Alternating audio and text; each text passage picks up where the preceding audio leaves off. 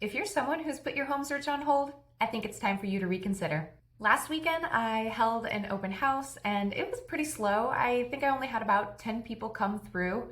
Got to see some new faces and familiar faces, so thank you to everyone who came out. And I was kind of expecting it to be a little slower since it is the middle of summer here in Arizona.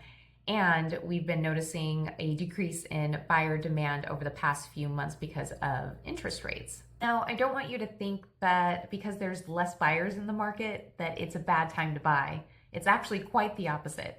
Less buyers in the market equals less competition, fewer bidding wars, and better deals. Also, if you got out of the market because you couldn't find what you were looking for, you may have a better chance now with all the new inventory that's come into play with both resale and new construction homes.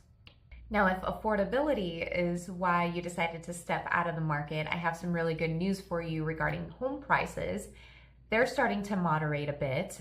You may have noticed that sellers have come down on their listing prices, especially since they've been noticing the softening in buyer demand as well, seeing that their homes are staying on the market a little longer than they would like. So you do have more negotiating powers with the sellers right now. And not to mention, over half the homes sold this year so far in the greater Phoenix area, sellers have given buyer concessions, which means sellers are helping to pay down the interest rate temporarily or permanently for buyers.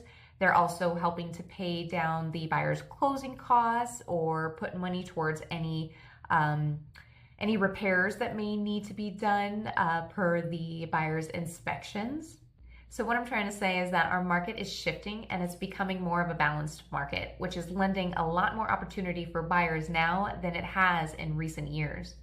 Also, real quick, try not to get too caught up in mortgage rates because remember, you can always refinance when they go back down.